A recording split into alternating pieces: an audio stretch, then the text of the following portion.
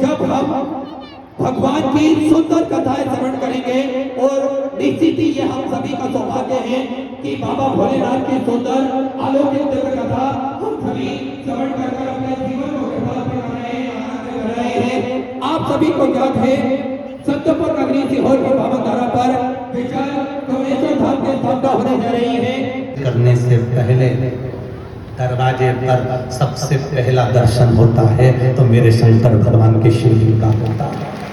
तिरुपति जाओ तो तिरुमाला के शिखर पर वेंकटेश भगवान के दर्शन करने से पहले नीचे कपिलेश्वर महादेव का दर्शन होता है। नाथद्वारा जाओ जहां मेरे श्री जी बाबा बैठे हैं वहां दर्शन करने से पहले एकलिंग जी का दर्शन होता है। बद्रीनाथ जाओ तो वहां केदारनाथ जी का दर्शन होता है। तुम जहां जाओगे वहां मेरा शंभू पहले बैठा है, क्योंकि शंकर भगवान से देवता भी पूछते हैं ये मृत्यु लोक आपका है, ब्रह्म लोक ब्रह्मा का, वैकुंठ लोक भगवान विष्णु का, इंद्र लोक इंद्र का, पृथ्वी मृत्यु लोक शंकर भगवान का है।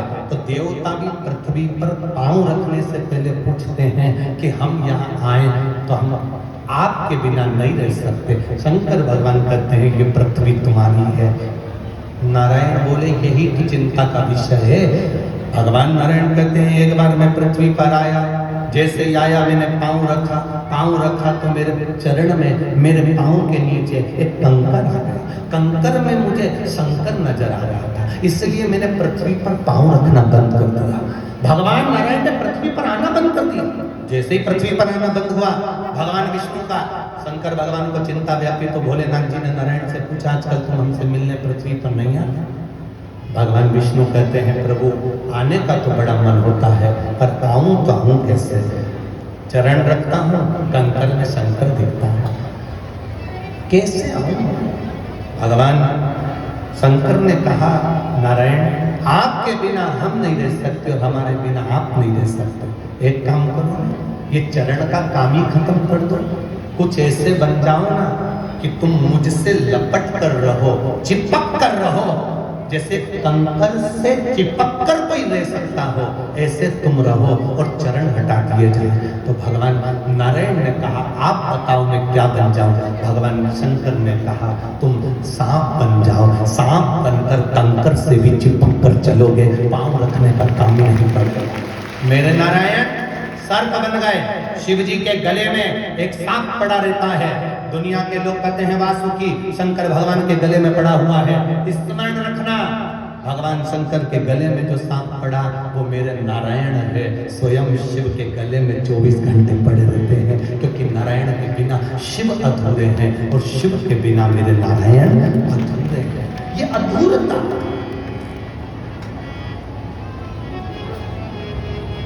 मेरे बाबा दया करना,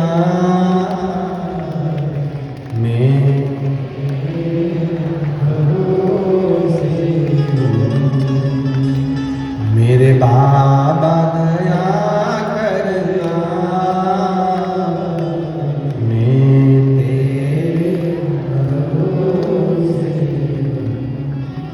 ना घर के भरोसे हूँ ना परिवार के भरोसे हूँ। आप भी बोलो ना घर के भरोसे ना परिवार के भरोसे हूँ। भोले बाबा दया करना,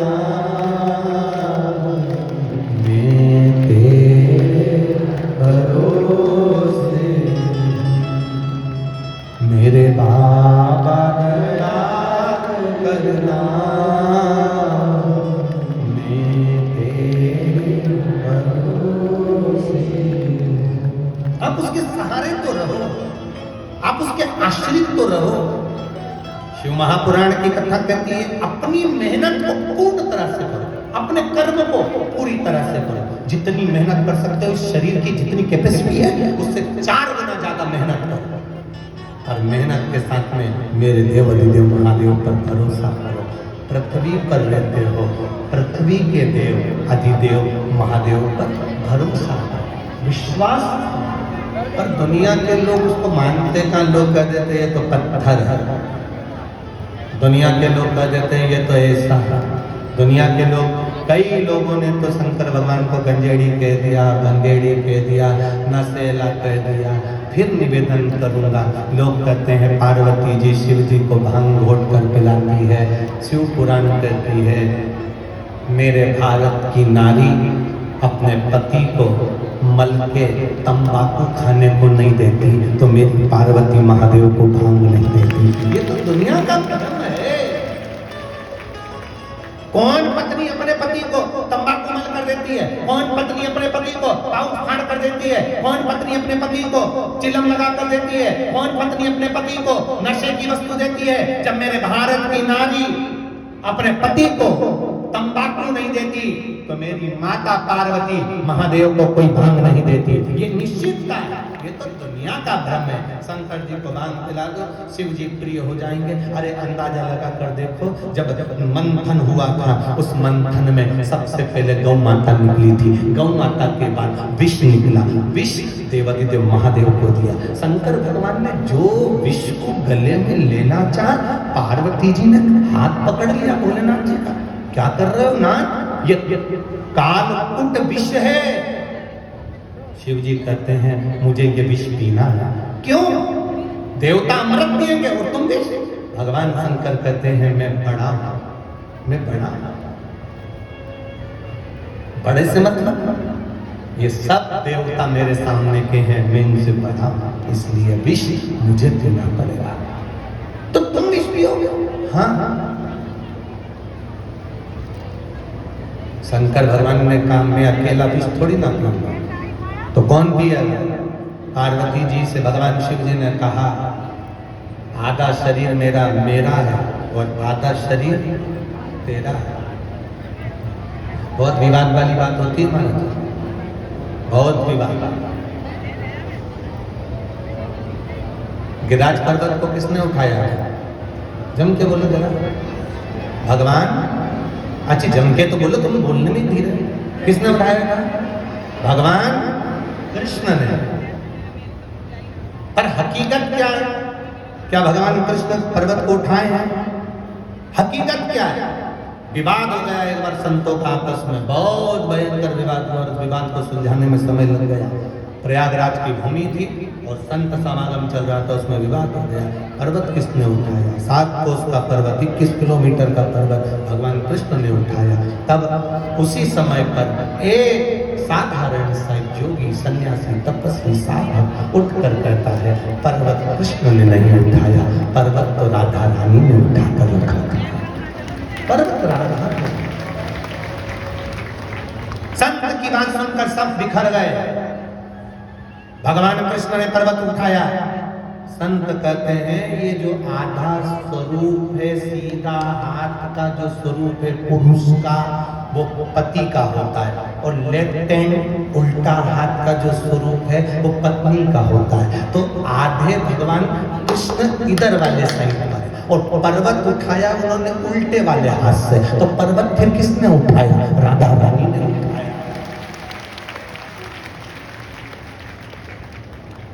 पर्वत कौन उठा रहा है?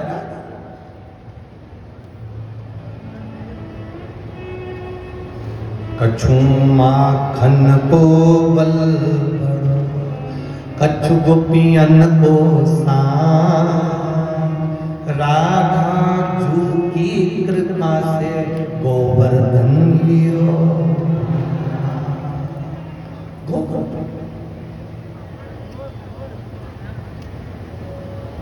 आप लोग तो अलवर वाले हो, राजस्थान वाले हो। गिरिराज पर्वत का कुछ हिस्सा राजस्थान क्षेत्र में भी आता है। तो आप लोगों को तो छाती तान कर चढ़ना चाहिए कि हम गिरिराज जी की शरण में हैं, हम गोवर्धन नाथ जी की शरण में। ये एक उमंग और एक उत्साह वाला विषय है, तुम्हें तो छाती तान कर चलना चाहिए। वो फिर कोई बात आ गई, हम तो बाबा के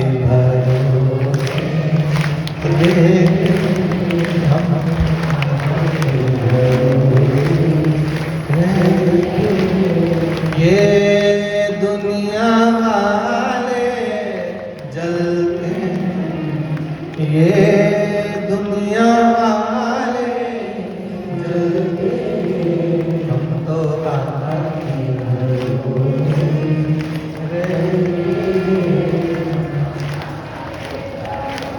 हो जाएगा।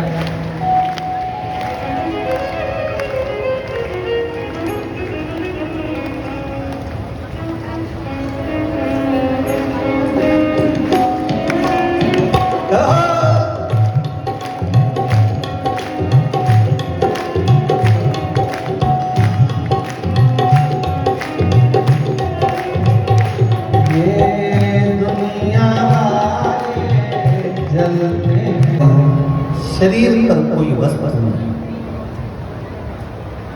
कोई वस्त्र नहीं। एक हाथ में खप्पर है, एक हाथ में उनके एक छज लकुलेश। और बाबा देवादिदेव महादेव ने जो लकुलेश अवतार धारण करा था, उस लकुलेश अवतार था उनके 4 शिष्य के दरवाजे पर जाकर शंकर भगवान ने माता पार्वती के साथ में भिक्षा मांगी। पहले स्थान पर जब भिक्षा मांगने के लिए गए तो भिक्षा जिसके दरवाजे से मांगी थी उसने कह दिया था, हम आपसे लेकर आपको दे, ये श्रेष्ठता है।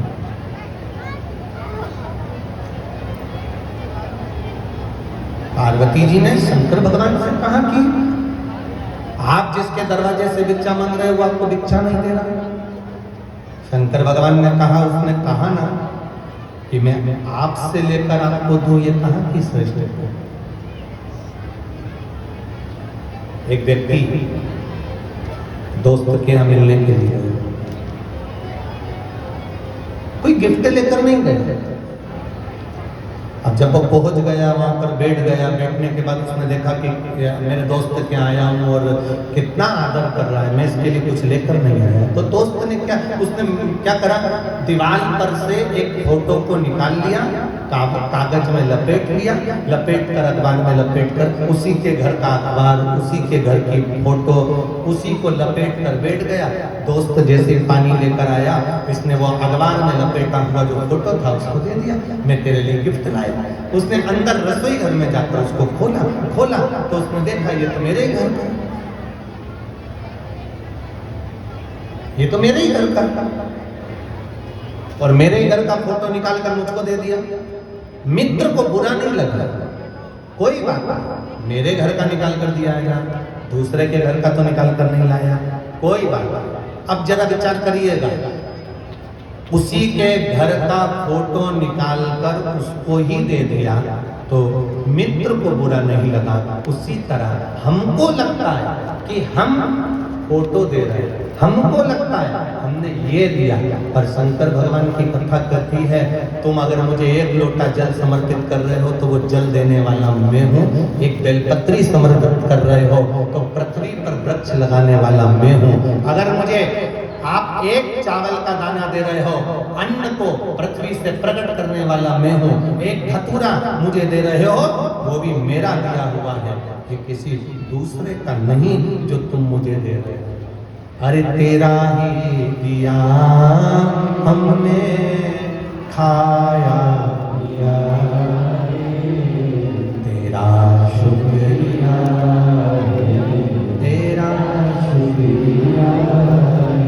हम अगर पानी भी भगवान को 1 लोटा जल भी दे रहे हैं तो उसमें ये भाव होना चाहिए कि हमारा कुछ भी नहीं है, ये तो आपने दिया है, आपको समर्पित है। एक बेलपत्र शंकर भगवान को, किसी देवता पे चढ़े हुए फूल उठाकर वापिस उसी देवता पर कभी नहीं चढ़ते। केवल एक देवाधिदेव महादेव ऐसे हैं जिन पे चढ़ी हुई बेलपत्र उठाकर वापस महादेव पर चढ़ जाती है तो वो क्रोध नहीं करते, वो आनंद की राशि है। अलमस्त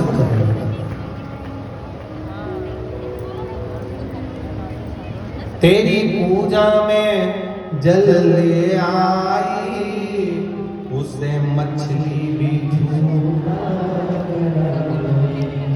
जल चढ़ाए हैं तो झूठा। तेरी पूजा में दूध ले आई, उसे बछड़ा भी झूठा, दूध चढ़ाना है वो भी झूठा। अब अपनी बारी है तो अपन कौन से सत्यवान है? अरे बोलो तो, अपन भी तो दिन भर में कितना झूठ बोलते होंगे, अपन भी तो जिंदगी में कितना असत्यता करते होंगे, उसके बाद भी मेरे महादेव के चरणों में जाते हो, महादेव गले से लगा लेता है, क्योंकि वो पिता है।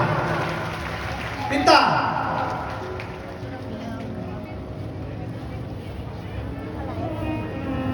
परम पिता है, हमारे गुणों को एक कोने में पटक देगा। लकुलेश भगवान एक जगह से भिक्षा मांगने के बाद लकुलेश भगवान दूसरी जगह पहुंचे, दूसरे दरवाजे पर। ये बचपन की भिक्षा थी, अब आ रही है जवानी की भिक्षा। दरवाजे पर आवाज लगाई, भिक्षाम देहि। दरवाजे से निकलकर कोई बाहर आया, आते से कहा, बाबा क्या चाहिए आपको? शंकर भगवान लकुलेश महादेव कह रहे हैं, मुझे केवल भूख लगी है, कुछ दोगे? मुझे भूख लगी है, कुछ दोगे? अंदर गया भिक्षा देने वाला वो भक्त, अंदर गया और अंदर जाकर अंदर से केवल एक पात्र में केवल जल लेकर, अकेला जल एक पात्र में लेकर आता और पात्र में जल लाकर देवाधिदेव महादेव के उस खप्पर के अंदर जल देने को आतुर हो गए।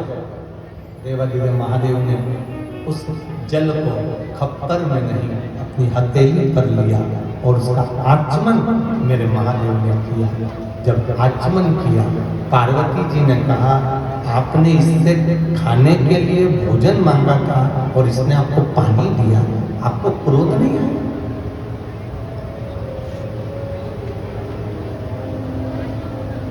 कभी कभी समझना भी चाहिए कि गुस्सा शिव जी को क्यों नहीं हो जाता है। कभी कभी एक बार एक भगवान देवर्षि नारद भगवान नारायण को लेकर घूमने के लिए निकले और घूमने निकले भगवान नारायण, तो नारायण और नारद जी दोनों निकले। दोनों निकलते निकलते पहुंचे और पहुंचने के बाद एक सेठ जी के दरवाजे पर उनको भूख लगी तो भोजन मांगा, भिक्षाम दे, भिक्षाम दे।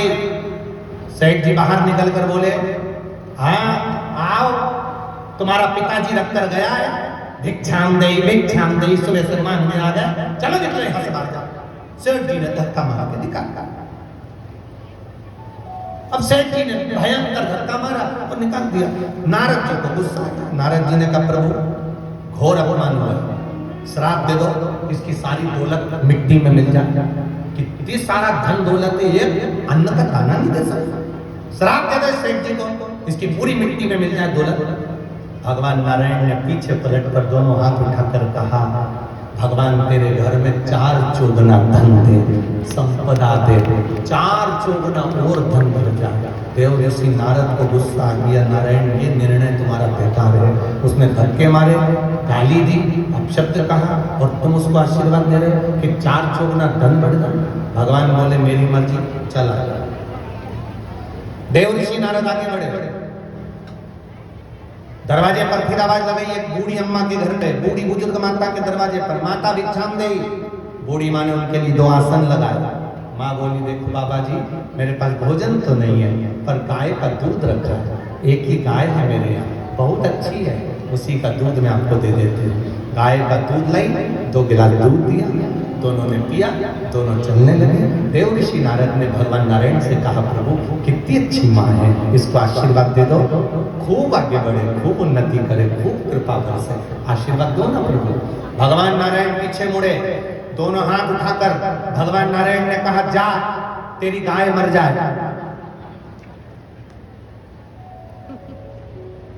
तेरी जो गौ माता है उसके प्राण छूट जाए। देव ऋषि नारद को क्रोध आ गया, क्या हुआ? वो सेठ जी ने धक्का मारा, गाली दी, अपशब्द कहे उसको के 4 चौगुना धन बढ़ जाए, और जिसने तुमको दूध पिलाया, जिसने तुम्हारी आदर करा, आसन दिया, सम्मान किया, उसके लिए कर तेरी गौ माता मर जाए। उसके पास एक ही तो गौ माता है, वो मर जाएगी। भगवान ने तुरंत देव ऋषि नारद नारायण के चरण पकड़ लिए, ऐसा निर्णय क्यों करते हो? भगवान बोले, अरे नारद तू मेरी लीला नहीं समझ सकता, वो सेठ जी को मैंने 4 चौगुना धन बढ़ने का इसलिए कहा क्योंकि सेठ जी दान नहीं कर पाए, इसके यहाँ जितना जितना धन बढ़ेगा उतनी इसकी आसक्ति बढ़ेगी, आसक्ति बढ़ेगी तो पैसे पैसे में रमा रहेगा, जब मरेगा तो अगला जन्म सांप का पाकर उसी तिजोरी के आसपास पड़ा रहेगा, इसलिए मैंने उसको धन बढ़ने का आशीर्वाद। और इस बूढ़ी माँ को उसकी गौ माता मर गए, ऐसा क्यों कहा? भगवान बोले, इस बूढ़ी माँ ने मेरी सेवा करी, आराधना करी, इसका कोई नहीं है केवल एक गाय के सिवा। अगर इसके मरते समय गौ माता इसके सामने होगी तो इसके प्राण उस गौ माता में अटके रहेंगे कि गाय का क्या होगा, गाय का क्या होगा, तो ये मुक्ति नहीं पाएगी, अगला जन्म गाय का पा जाएगी। मैं चाहता हूँ कि ये मुक्त हो जाए, अगला कोई जन्म ना पाए और मेरे चरणों में पड़ी रह जाए, इसलिए मैंने गौ माता से इसको मुक्त कर दिया, इसकी मुक्ति कर दी मैंने। अभी अगला जन्म ना गाय का पाएगी ना किसी और का पाएगी, ये मेरी हो जाएगी। थोड़ा लगता है शंकर भगवान से पार्वती जी ने कहा, इसने आपने इससे भोजन मंगा और आपने इसको पानी दिया, तो उसने जला, ये कहाँ का तरीका? आपको अगर भोजन मंगा था तो भोजन देना है ना।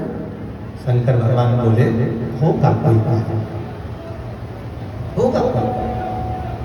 फिर पूछा देवादिदेव महादेव उस भक्त से, तुमने मुझे जल क्यों दिया, तुमने मुझे जल क्यों पिलाया? भक्त कहता, प्रभु मैंने अपने गुरु के मुख से सुना था,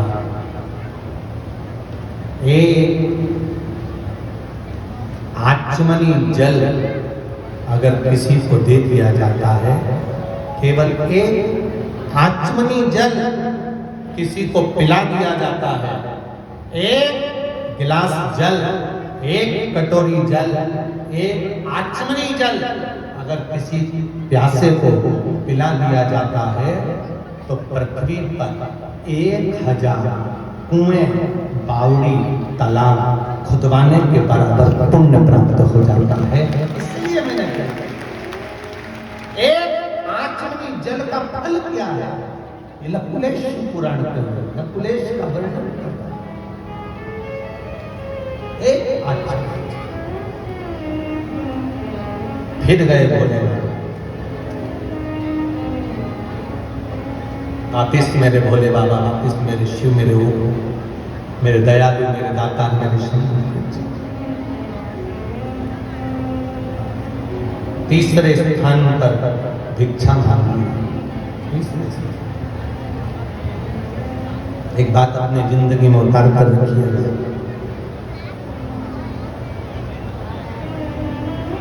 भगवान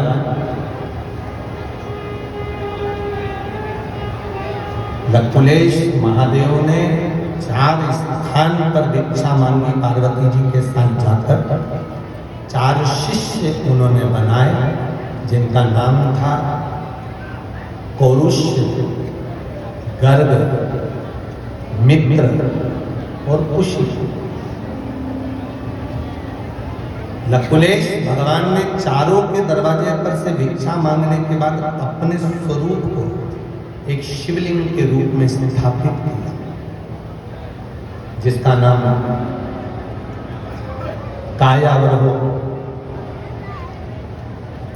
जिस शिवलिंग का नाम कायावरोहनेश्वर के नाम से उज्जैनी में विराजमान।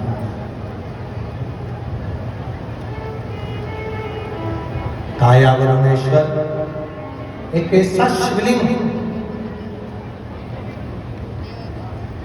कायावरोहनेश्वर एक ऐसा शिवलिंग स्वयं लकुलेश भगवान ने अपने स्वरूप से प्रकट कर दिया। हम एक बात कहें तुम लोगों से, स्मरण में रखिएगा अपने जीवन में, जब इस शरीर में कोई भारी रोग हो जाता है, काया का कोई रोग हो गया, चर्म रोग हो गया, चमड़ी सफेद पड़ने लगे, या कोई रोग काया से जुड़ा हुआ कोई कैंसर जैसा हो जाता है। एक पत्र आया है, देखिए इस पत्र में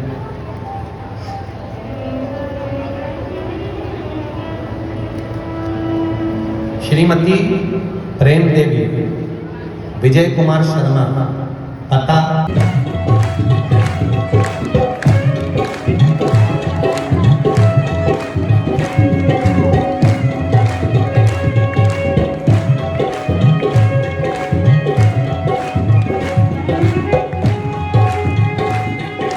हमारे बीच में पूर्व मुख्यमंत्री आदरणीय श्री वसुंधरा राजे जी पधारी हैं। एक बार जोरदार ताली बजाकर स्वागत करिएगा।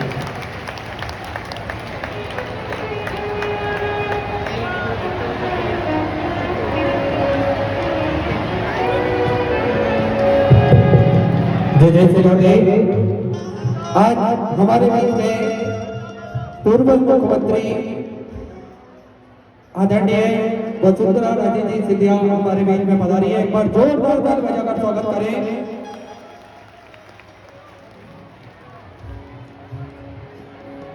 सदा धर्म की पताका को आगे बढ़ाने का प्रयास आदरणीय करते हैं। निरंतर सनातन धर्म की पताका आगे फहरे, इसी कार्य में निरंतर उनका प्रयास रहता है। व्यासपीठ की पूजन करने के उपरांत में सदर पूज्य गुरुदेव से आशीर्वाद प्राप्त करते हुए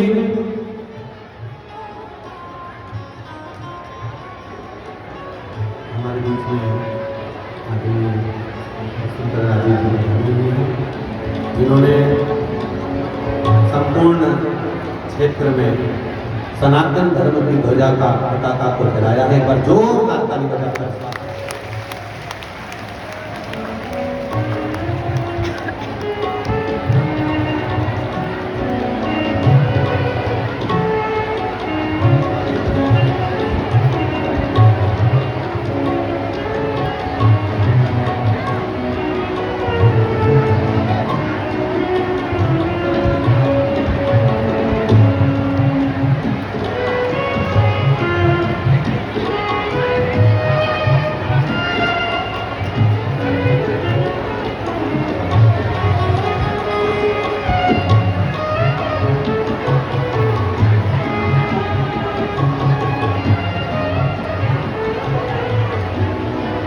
कृष्णा भगवान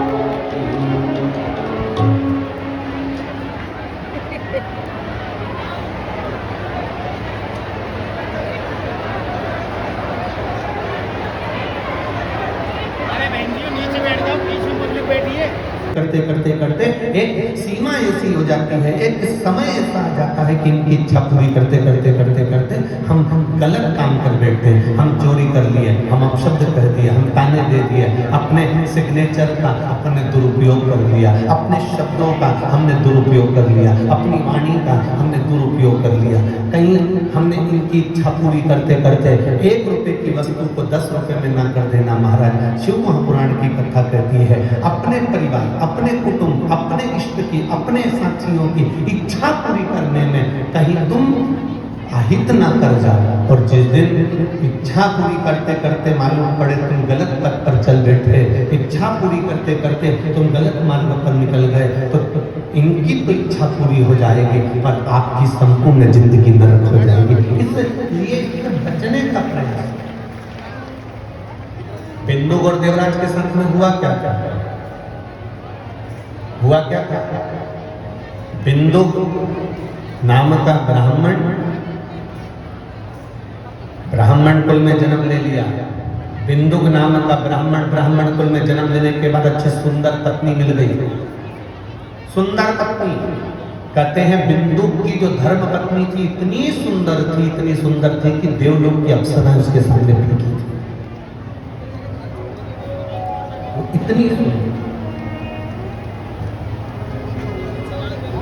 चंचुला इतनी सुंदर थी, बिंदुक की धर्म पत्नी इतनी सुंदर थी।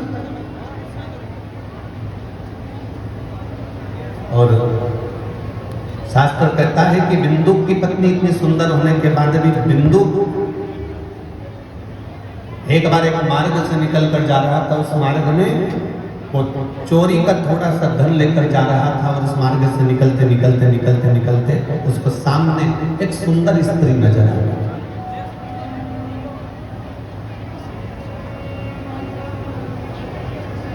अब जरा विचार करिएगा, बिंदु की धर्म पत्नी चंचुला इतनी सुंदर थी कि देवलोक की अप्सराएं उसके सामने फीकी थी। उसके बाद भी पति को दूसरी स्त्री पसंद आ गई। जरा समझिएगा, कई माताएं हमसे प्रश्न करती हैं, जीजियों आपका वो प्रश्न का उत्तर थोड़ा सा ध्यान दीजिएगा। कई माताएं प्रश्न करती हैं, कई जीजियां प्रश्न करती हैं, कई माताएं प्रश्न कि गुरु जी एक बात बताओ, कई पुरुषों की पत्नियां इतनी सुंदर होती है, उसके चरणों को प्रणाम करती है, उसका सम्मान करती है, उसका आदर करती है। पत्नी उसके मनपसंद भोजन को तैयार करती है, पत्नी उसका आदर करती है। इसके बाद भी वो पुरुष, उसके बाद भी वो पति दूसरी स्त्री के साथ में उसको क्यों देखता, उसके साथ क्यों रहना पसंद करता? कारण क्या है? जब चंचुला इतनी सुंदर थी कि देवलोक की अप्सराएं उसके सामने फीकी थी।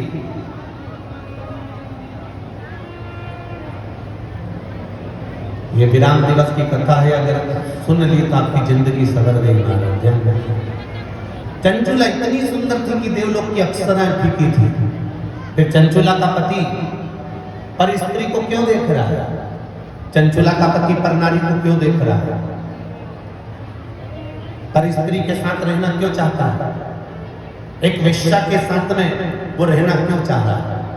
एक गलत नारी के साथ में वो अपने को रखना क्यों चाह रहा है?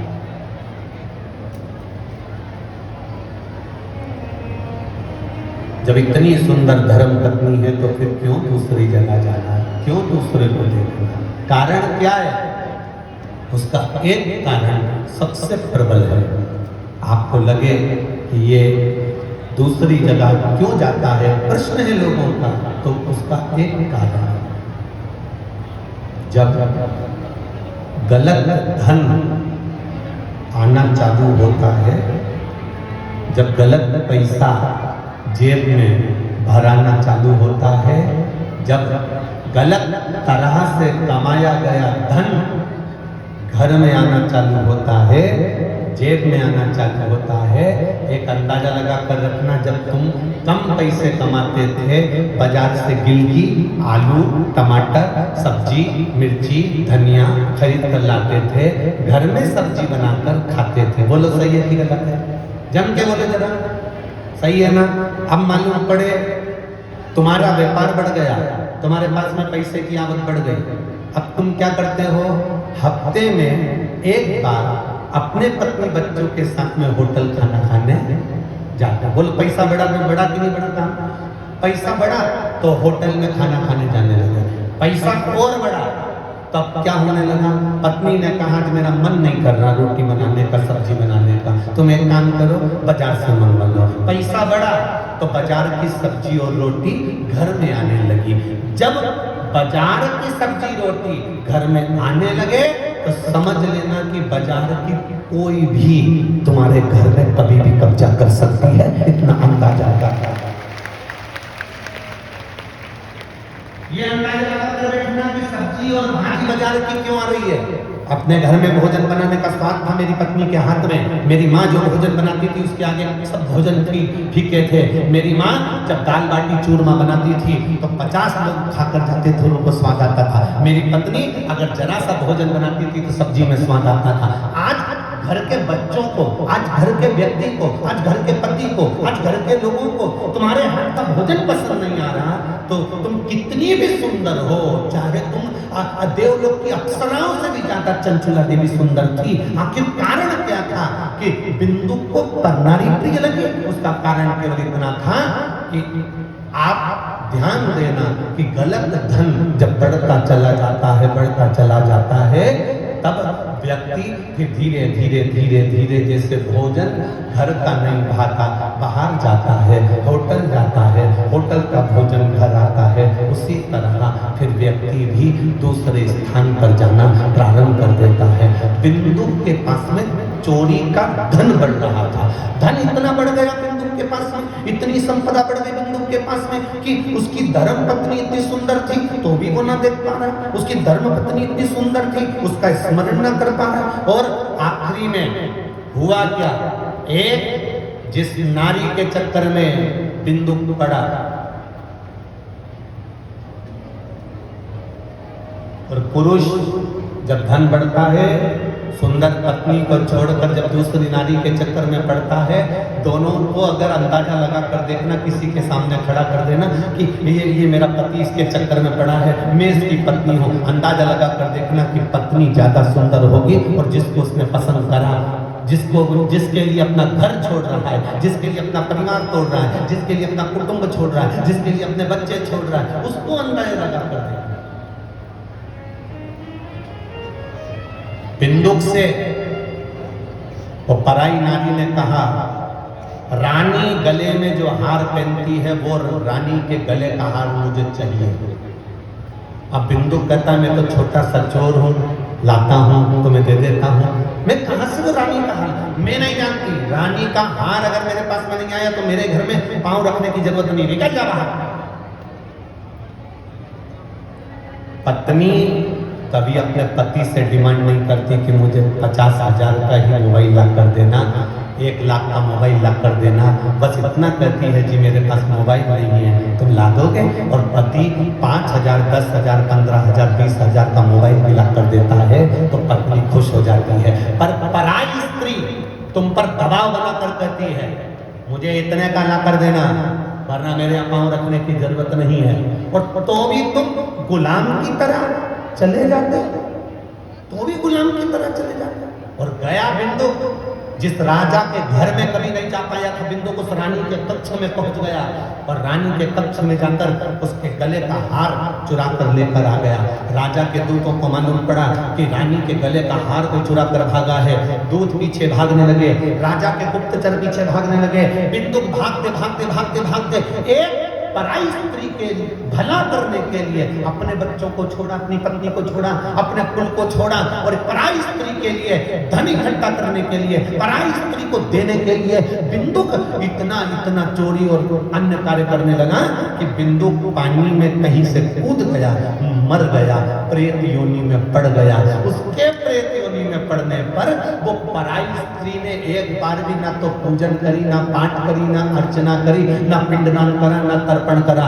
अगर पिंड भी कर रही है तो वो सुंदर स्त्री कर रही है। उसकी पत्नी शिव महापुराण की कथा भी सुन रही है तो चंचुला सुन रही है, अपने पति को मोक्ष दे रही है तो चंचुला देवी दे रही है, अपने पति का उद्धार कर रही है तो चंचुला देवी कर रही है। जिस स्त्री को इसने ले जा कर दिया था उसने कभी पिंडदान नहीं करा, उसने कभी तर्पण नहीं करा, उसने कभी ब्राह्मण को भोजन नहीं कराया। करा रही है तो पत्नी करा रही है, करा रही है तो पत्नी, मोक्ष दे रही है पत्नी। चंचुला देवी भगवान शंकर के सामने हाथ जोड़कर बैठकर कहती है मेरे पति को मोक्ष दे दो, जो पति पर नारी से लगा था।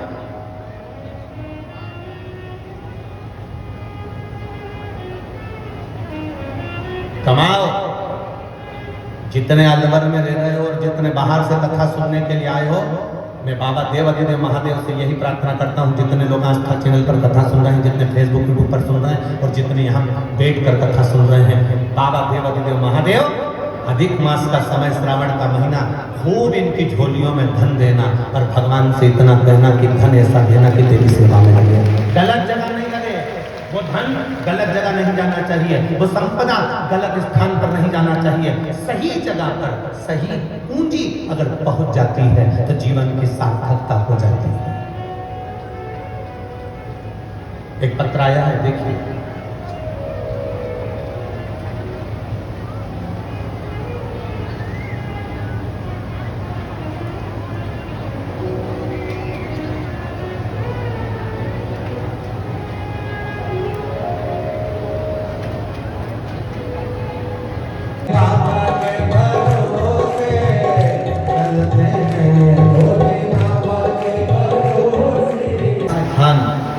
लकुलेश भगवान का ऐसा था, जहाँ से उन्होंने भिक्षा मांगी तो उनको भोजन भी मिला, महाराज जल भी मिला और वहाँ से उनको आदर भी मिला।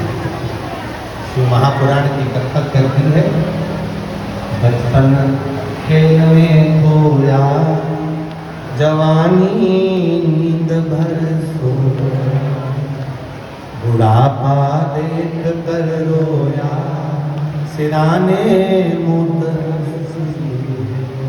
शिव महापुराण की कथा कहती है, अपने कर्म को करते करते, ये नहीं कि बचपन में कर लिया, जवानी में कर्म कर लिया, अधेड़ी में कर्म कर लिया। शिव महापुराण की कथा यहाँ तक वर्णन करती है, कितना भी बुढ़ापा आ जाए, कितनी अवस्था ढल जाए, उसके बाद भी यहाँ शिव पुराण की कथा कहती है कि बूढ़ी से बूढ़ी माता को भी अपना रसोई घर नहीं छोड़ना चाहिए और बूढ़े से बूढ़े व्यक्ति को भी अपनी दुकान नहीं छोड़ना चाहिए।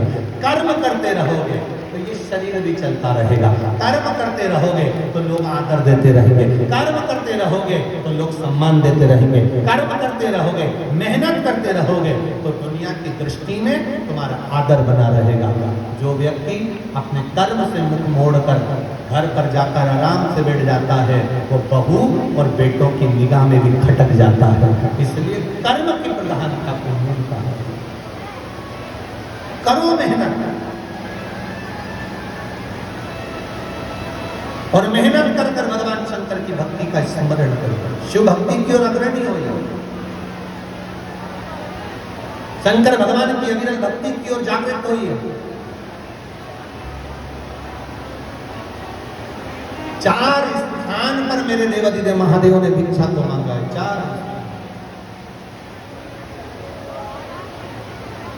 4 स्थान है जहां भिक्षा का शिव कथा कर रही है, भगवान शंकर का संवाद कर रहा है।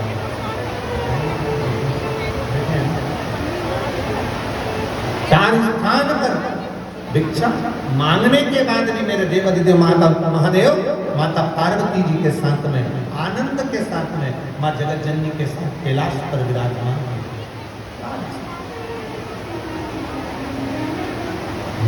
मत बुरे कर्म कर वरना पछताएगा, भगवान की आंखों से बच नहीं पाएगा, तू बच नहीं पाएगा। अरे ओ प्यारी मत करना, तेरे कर्म का फल तो ही पाएगा, जैसा किया तूने तेरा मत बुरे कर्म कर वरना पछताएगा, भगवान की आंखों से बच नहीं पाएगा, तू बच नहीं पाएगा। शिव कथा कर रहे,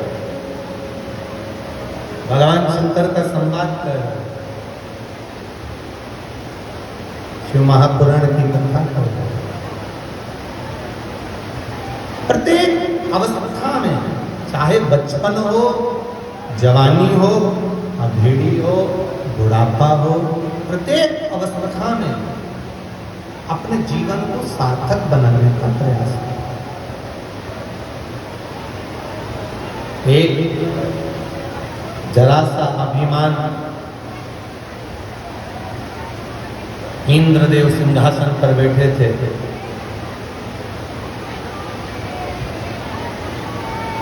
और इंद्रदेव सिंहासन पर बैठे और सिंहासन पर बैठे हुए इंद्र के सामने गुरु बृहस्पति का आगमन हो गया। और बृहस्पति महाराज का जब आगमन हुआ तब इंद्र ने उनका सम्मान नहीं करा, आदर नहीं। देवताओं के गुरु निकल कर जा रहे हैं, और देवताओं के गुरु अगर निकल कर जा रहे हैं और उनका आदर नहीं हो, श्रेष्ठता नहीं, सम्मान नहीं किया इंद्र ने। अपने सिंहासन से, राजसी सिंहासन से, राजसी ठाट से इंद्र उठकर खड़े नहीं हुए, गुरु बाबा चले गए। अब बृहस्पति बाबा जाने के बाद में इंद्र को लगा कि अब मेरे से अपमान तो हो गया, तब करे तो करे क्या। तो एक विचार करा, अगर एक बृहस्पति बाबा चले गए तो मैं दूसरा देवगुरु बना लूंगा, और उन्होंने विश्वरूपा जी को गुरु बनाया। और विश्वरूपा जी को गुरु बनाया तो उनके 3 मुख थे। एक मुख से भोजन ग्रहण करना, दूसरे मुख से भोजन का भाग एकत्रित करना, अपने में रखना, और तीसरे से भोजन के भाग को असुरों को प्रदान करना, राक्षसों।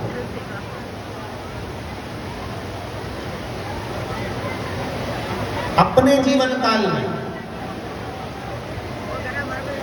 अपने जीवन समय में एक बात का स्मरण हमेशा रखना, जब बाबा की कृपा हो, तुम्हारे घर में राजसी ठाट हो, तुम्हारी सत्ता हो, तुम्हारा वैभव हो, तुम्हारा पद हो, तुम्हारी प्रतिष्ठा हो, और तुम्हारा वैभव जब संपूर्ण जगत में हो, तो शिव महापुराण की कथा कहती है उस वैभव का एक उपयोग जरूर करना कि बन सके तो अपने क्षेत्र में, अपने नगर में, अपने शहर में, अपनी पद की प्रतिष्ठा के अनुसार धार्मिक आयोजन या कोई अच्छे भगवान के भक्त के भाव से, भगवान की शरणागति के भाव से धर्म की ध्वजा को आगे ले जाने के कार्य अपने शरीर के द्वारा करते हैं। ये हमारी कथा कर रही है शिव पुराण में। इंद्र जैसी गलती ना हो जाए। इंद्र ने बृहस्पति बाबा का अपमान कर दिया, और बृहस्पति बाबा का अपमान कर कर इंद्र पुनः दूसरे गुरु की स्थापना कर दिया कि देवताओं के गुरु अब विश्वरूपा जी रहेंगे। विश्वरूपा जी ने भाग तो ग्रहण कर लिया, भाग तो ग्रहण कर लिया, पर विश्वरूपा तो विश्वरूपा,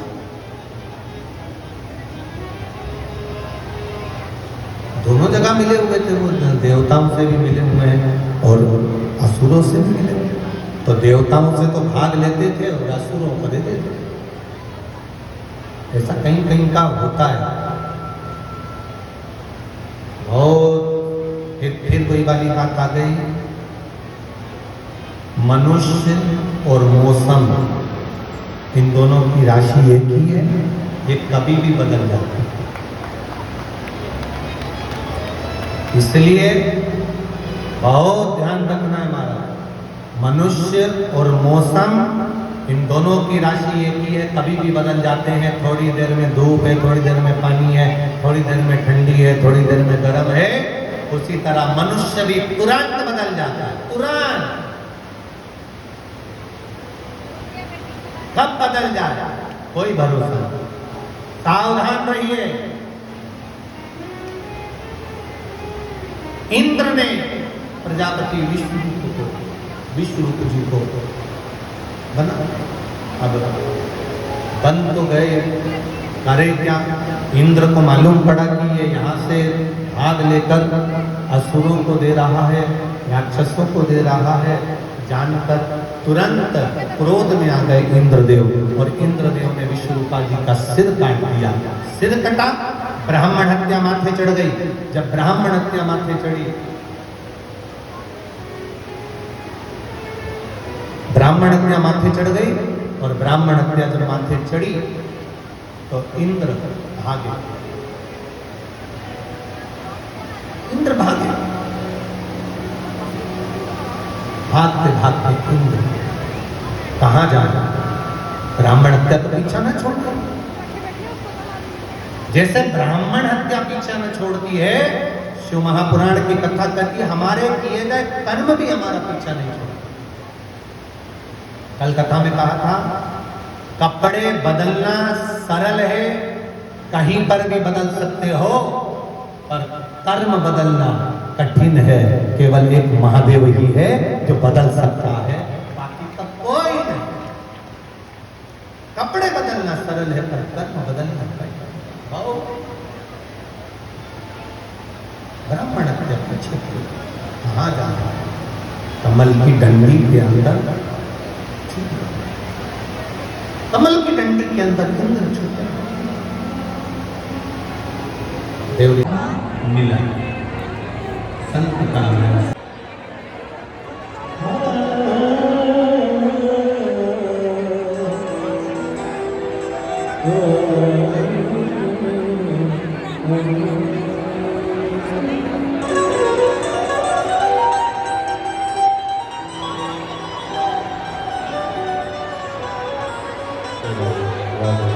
Yeah.